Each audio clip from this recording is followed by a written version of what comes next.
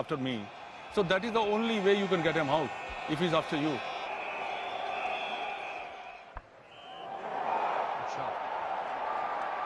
Then the catch that would change the course of the game. Away to within 15 yards of the boundary, and the Indian skipper has done a tremendous job to get back there. Marvellous running catch. I don't remember much. I just went, it's the reflexes take over. And I saw the ball in the air for a while, and I start running sideways.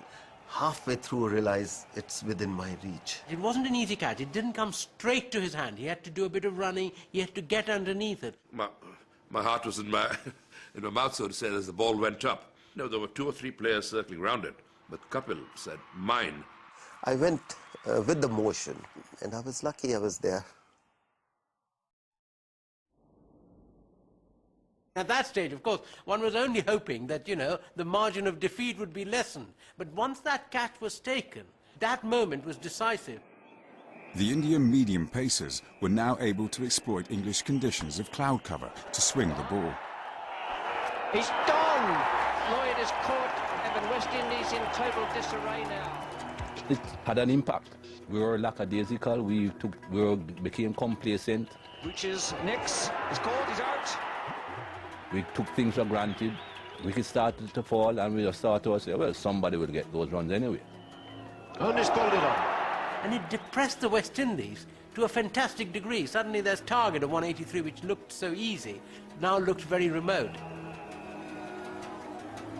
And that's out. Yes, it's all over this time. Lost his nerve in the end, did Michael Holding. Tried to swing that straight ball to leg. It's another wicket for Almanath. Now delighted he looks. When the last wicket fell, when Michael only got out, we thought, that is the only time we thought we won the World Cup,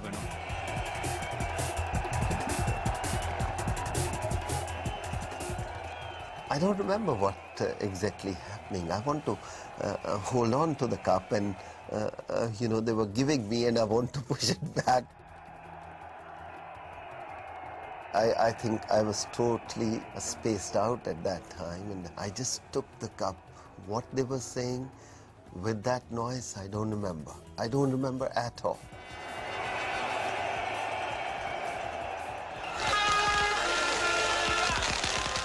Back in India, victory finally did sink in. At that moment, when we landed in Bombay, hundreds of thousands of people standing on the road, and we are in the bus, and we didn't know how to react. Victory at Lord's not only signalled India's emergence as a cricketing power, it showed, as Prime Minister Indira Gandhi told the nation, we can do it.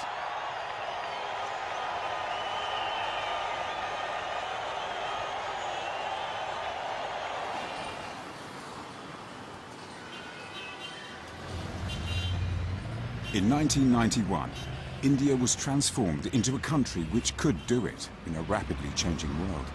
Socialist planning and economic protectionism were replaced by privatization and access to India for foreign multinationals. Cricket, as the national game, became a critical arena for new money. You had all this corporate money suddenly. These were multinational companies which were not allowed to come into India before that. And now you had the Cokes and the Pepsis and the Adidas. They were coming with phenomenal advertising budgets. And cricket to them was the obvious arena where to spend. It was seen as something which was pan-Indian. It cut across all strata. It was as popular in the north as in the south, as in the east and the west. And with all this money coming in, cricket was transformed quite dramatically in that period of about 3 or 4 years. The ambitions of India itself grew as a player on the cricket stage.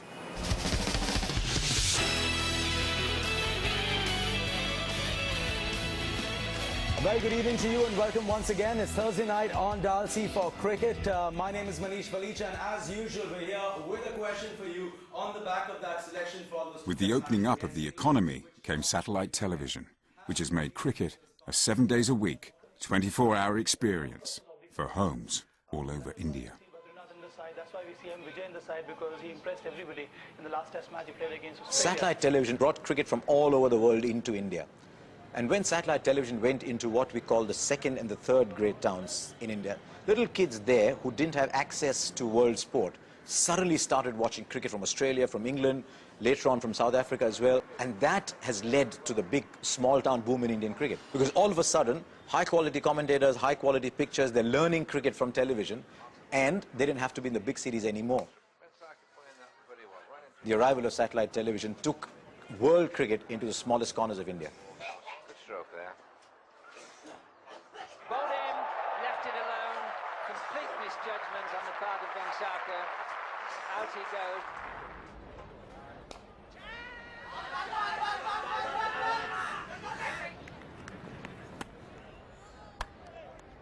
With the game ever more popular across India, parks were filled to bursting with aspiring cricketers.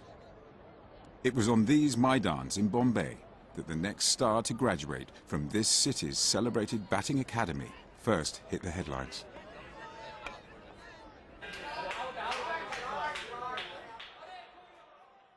Sachin Tendulkar was only 15 and playing on the Azad Maidan when he took part in a remarkable partnership with his friend Vinod Kambli. We were having a lot of fun. We were kind of singing in between the overs and cracking jokes and all those kind of things and hitting boundaries. And it was fabulous. We got those some 664 runs in just over a day. And it's a huge ground. Every over we are hitting a couple of boundaries, and the guys were not really enjoying the opposition. There were a couple of guys apparently cried also, which we got to know later. But I scored 326 not out, and Vinod scored 349 not out. It was wonderful those days. The schoolboy Tendulkar was fast-tracked into the national team. By the time he was 15, he had played for Bombay. He was playing against some of the best bowlers in India. And by the time he was 16, he was facing up to bowlers of the caliber of Imran Khan and Wasim Akram and Waqar Yunus. And these were very staggering, I think, staggering achievements. That was overpitched and beautifully played. His first Test series in England was in 1990. And that's a half century for Tendulkar. Lovely stroke. On the final day of the Old Trafford Test, Tendulkar produced a match-saving innings to announce that here was the heir apparent to Sunil Gavaskar. I don't know, I mean, I just went out and played the cricket that I know. I didn't try to be different. Obviously, there were plenty of fielders in the attacking positions, a lot of chat going around. That'll do. Way overslip. He was determined from ball number one. You know, the way he played straight, the way he played the English bowlers in English conditions, the way he adapted himself to the pitch that day, was phenomenal to watch. And I, for one, was filled with great pride that this young boy is performing so well. And there it is. Test match 100 for Tendulkar. Sachin Tendulkar had scored his first Test century at only 17 years and 112 days.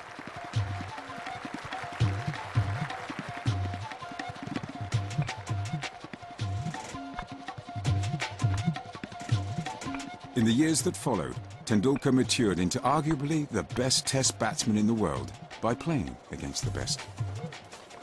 Gone for him, beautifully played. Sachin's been able to fuse the orthodox and the unorthodox, the attacking and the defensive,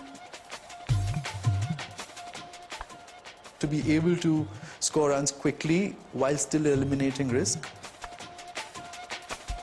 But Sachin's always had the pressure of playing Test cricket at the same time, playing in increasing number of venues all around the world, playing more cricket every year. Just the ability to manage all of that, I think Sachin has been the package. Sachin Tendulkar has scored thousands of runs, not only in Test matches, but also in international one-day games. 50 of 57 balls. He's a lovely